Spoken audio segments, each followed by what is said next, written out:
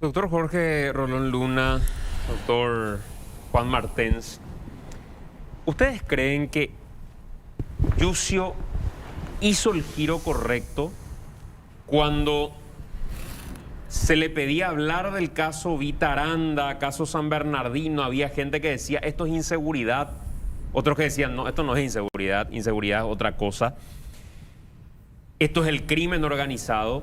¿Ustedes creen que Yucio hizo lo correcto al cambiar el foco de la discusión y llevar hacia lo que él denomina el crimen organizado que opera a través del sicariato y ponerle un nombre y apellido a quien él dice es el mayor lavador de dinero de nuestro país? Juan.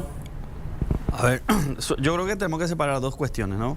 Lo que tiene que ver con la delincuencia, esta ordinaria, esta que asalta, roba, mata, el peajero. El motochorro. El motochorro, o sea, y la otra gran delincuencia, ¿no? Entonces, Yucio tiene problemas reales con el problema de la violencia y la inseguridad, de esta que nos afecta en el día a día. Yo no veo que sus planes sean preventivos ni reactivos.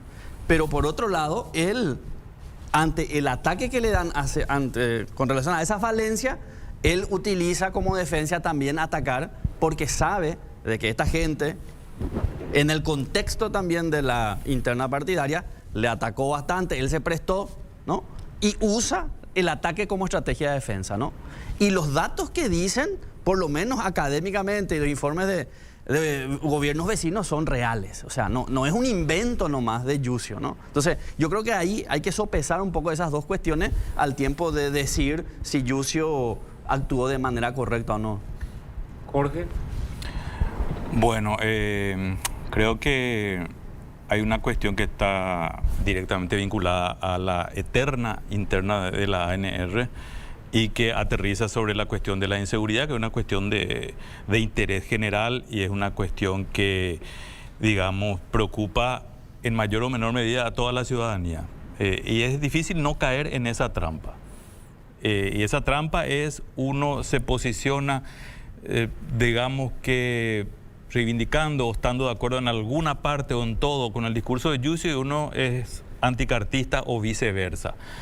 Y como señala Juan, yo creo que hay que diferenciar el problema de esa inseguridad vinculada a la delincuencia común y el problema de la criminalidad organizada en nuestro país, que de entrada nos va a permitir abordar este tema desde los medios, desde la academia y que para permitir también que el ciudadano común pueda demandar eso en términos políticos, ¿sí? Porque esta es una cuestión absolutamente política.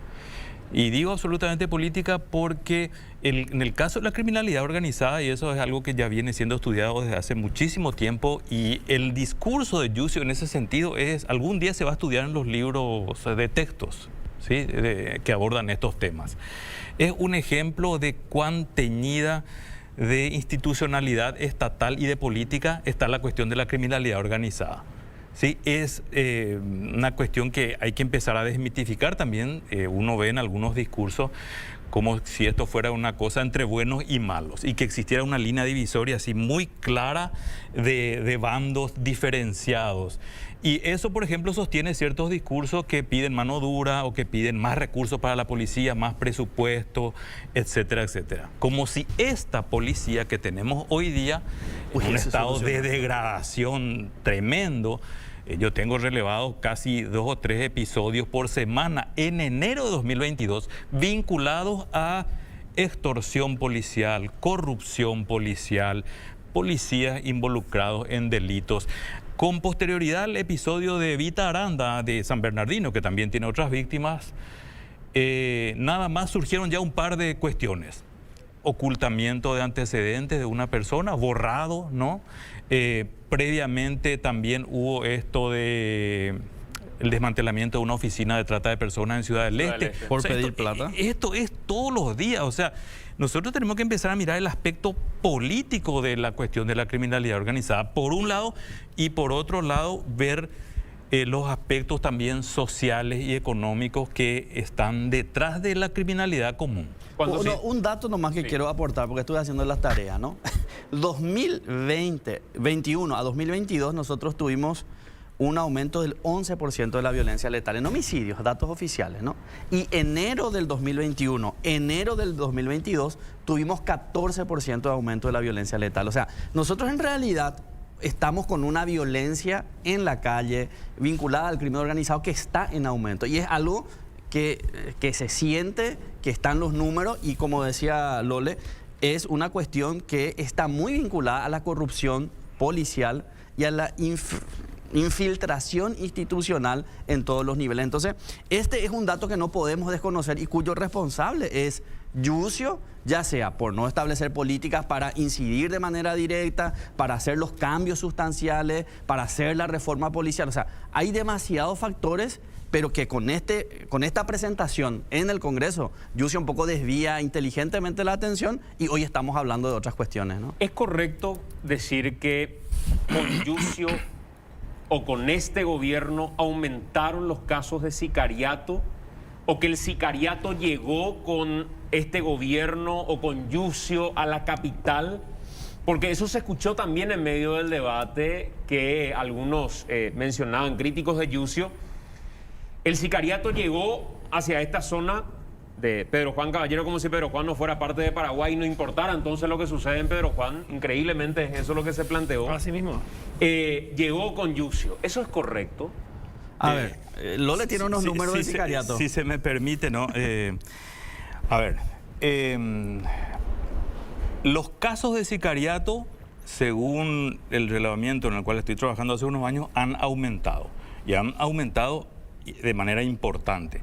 Por ejemplo, entre 2020 y 2021 hubo un aumento del 35% en episodios de sicariato. Así que vi que transcribieron mal en estos días y confundieron episodios con homicidio, con muertes. ¿Sí?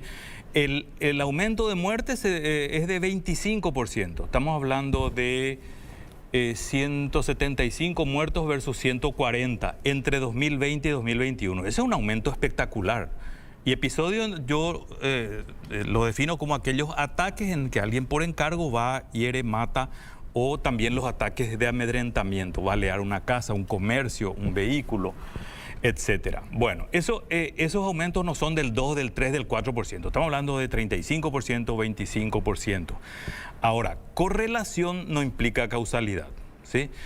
¿Qué quiero decir con esto? Que eso no quiere decir que sea culpa de Yucio, sino que es un fenómeno, el de la criminalidad organizada, que habría que estudiar cuáles son las disrupciones que hay en el mundo del crimen en este momento que están generando esta escalada de violencia que van mucho más allá de Yucio. Le estaríamos dando mucha importancia a Yucio y a este gobierno.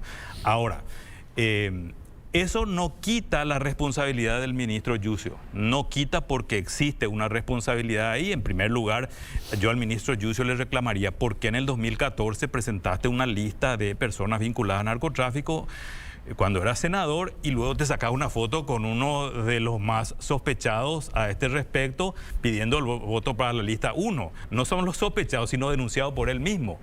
O sea que eso nos muestra también cómo, y si uno mira la campaña de las internas de la ANR para el 2023, ve en este bando y en este bando gente con antecedente, prontuario, con vinculaciones a la criminalidad organizada, que es un concepto que a mí no me gusta mucho, pero que ya se ha popularizado y hay que usarlo de alguna manera, que es el de narcoestado, ¿sí? Cuando los intereses dominantes, ¿sí? Ojo, no usé la palabra narco ahí, se articulan orgánicamente para llevar adelante actividades ilegales y criminales, ¿sí? No solamente narcotráfico, porque cuando hablamos de narcotráfico nos olvidamos de un tema que es casi narcotráfico, pero que en realidad está muy oculto y generalmente no son los que terminan presos ni muertos, porque los narcotraficantes terminan o presos o muertos. Es el lavado de dinero, ¿sí? El lavado de activos, que es el que nutre a esa actividad narcotraficante por los activos que maneja, por las grandes sumas que maneja. No podría existir sin los bancos, sin las casas en particular las casas de cambio en Paraguay y las casas de cambio de frontera, y ahí tenemos que ver quiénes son los dueños, quiénes fueron dueños de casas de cambio un tiempo atrás. Claro, en ese sentido, el enfoque en materia de seguridad se habla de que dejemos de seguirle a los pececitos y atrapemos a los tiburones. Y justamente ahí es, como se dice en inglés, ¿no? Follow the money, siga el dinero. En estos días, el caso Cabeza Branca, desde Brasil estando preso, él seguía operando a través de una casa de cambio y enviaba $2 millones al día, algo así decía la información. Claro, habría que diferenciar eso que decía Martens, en la inseguridad nuestra de cada día, ¿verdad? Y la gran delincuencia. Y en la gran delincuencia es nuestro grave problema, porque ahí se juntan todos los delitos en esa orgía de corrupción. Y ahí es cuando empezamos a mirar, que la otra vez decíamos, en qué momento uno se convierte en narcoestado, cuál es el nivel, cuántos muertos tiene que haber, cómo tiene que ser. Pero este pequeño caso, de pequeños casos que tenemos, vemos cómo está involucrada la policía, cómo se ponen los lentes oscuros la fiscalía, vemos cómo jueces benefician con algunas medidas o alternativas a los narcos. Y vemos, como decía el doctor Rolón Luna, en la política, en ambos bandos del Partido Colorado, grandes señores vinculados al narcotráfico públicamente por la propia institución yo del gobierno. creo que por eso, Estela y colegas, el sicariato tenemos que mirarlo en un contexto un poco mayor de la gobernanza criminal. O sea, el sicariato es una de las estrategias de gobernanza, de condicionamiento de la rutina de autoridades y de población que usa ese gran crimen organizado para seguir imponiendo sus reglas. Pero por eso, cuando usa sicariato, en algunas ocasiones previamente usó amenazas, usó linchamiento mediático. Ahora está como que muy de moda identificar a una persona y lincharlo mediáticamente. Hay medios de comunicación como instalados y preparados para ese tipo de cuestiones. Y las muertes simbólicas que se dan. Estas muertes en donde el cuerpo de la víctima envía el mensaje. Y aquí es muy representativa esta muerte del 2010, la de Peter Quevedo. No sé si recuerdan ustedes, vinculado a todas las familias ahí influyentes de Pedro Juan Caballero, en donde además de cercenarle la cabeza, le habían cercenado los miembros, ¿no? Entonces, y en su propia camioneta, aún prendida, llevan y entregan, ¿no? O sea, es decir, nosotros gobernamos por cada una de estas estrategias, porque en realidad estamos haciendo competencia al monopolio del uso de la violencia al Estado. O sea, y ese es nuestro gran problema. El caso de que cita, Peter Quevedo que cita Juan es emblemático en otros aspectos también. Peter Quevedo, que fue descuartizado literalmente, a su vez es sobrino de políticos del PLRA vinculados al narcotráfico. Uno de sus tíos era el dueño de una famosa carga de droga que fue rescatada de una comisaría de Pedro Juan Caballero. Y era mandante de, según incluso se publicó, mandante del atentado contra el gobernador Acevedo. Robert Acevedo lo acusa de ser el autor intelectual y él aparece muerto y descuartizado 2 meses después. Y un pequeño dato, que se perdió en las crónicas. ¿Saben? 1 hora antes de ser descuartizado este señor, él iba en su camioneta con una persona de nombre Joselo Bogado Quevedo. Eso cuentan las crónicas. Fue su primo hermano también. Es primo hermano de este chico, de este que está vinculado a víctima del Pregúntame más algo. Si es que, digamos, entendiendo este problema grave, ¿verdad? Esta infiltración de los grupos narcos y el crimen organizado en todo esto, ¿qué hay que hacer a partir de ahora? Porque decía en su discurso también, yo hice en una parte, en otras épocas había una falsa paz. Había una paz, pero porque los narcos querían que haya paz. Cuando ellos no quieren, no hay. Bueno, ¿cómo hay que hacer?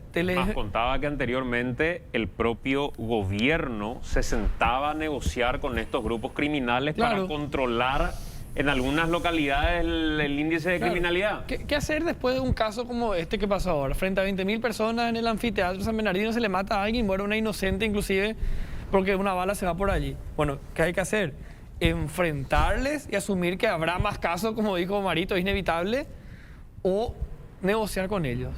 No se puede negociar nunca con con grupos criminales. Claro. O sea, hay una respuesta corta, digamos, ¿no? Hay que fortalecer el Estado, la institucionalidad del Estado, porque en la medida, y solamente podemos solucionar dentro de los límites constitucionales. Y ahí es que necesitamos políticas de seguridad sectorizadas, como venimos diciendo hace bastante tiempo. O sea, el problema del crimen organizado debe ser abordado como una cuestión de política pública diferente al problema del motochorro del Departamento Central, a los hurtos, al consumo problemático de droga de las periferias. Entonces, necesitamos ahí incluso definir bien cuándo vamos a calificar al hecho como sicariato, porque ahí tenemos incluso problemas conceptuales.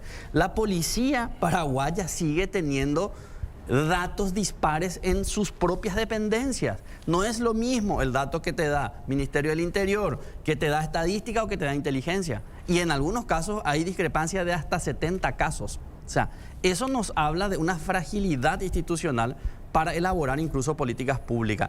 Y necesitamos enfocar disminución de la violencia letal con estrategias enfocadas directamente a ese tipo de cuestiones, ¿no? Entonces, y la corrupción policial. La policía chonista es la policía convertida en policía nacional de la democracia, sin ningún tipo de reforma, donde la gente sigue ascendiendo por los años, no por sus méritos. Sí. Entonces, ese es un problema que en términos estructural. estadísticos, si hiciésemos un mapa de inseguridad en Paraguay, ¿cuál está en peores condiciones? ¿El narcotráfico y su forma de actuar, o sea, sicarios, asesinatos, o esa inseguridad ciudadana del día a día, del motochorro, el que te entra, que te roba la moto, el que entra a la despensa?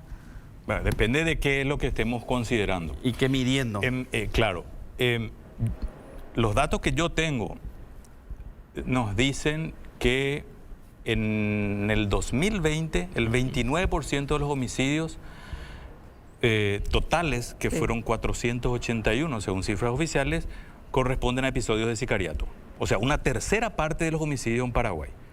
Que en Colombia llegó a 57 en la época más dura. Sí, o sea, ese es un dato durísimo porque nos da la pauta de varias cosas. Una, de la dimensión.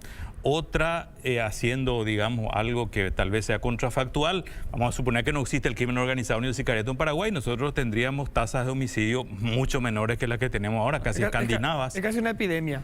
Sí.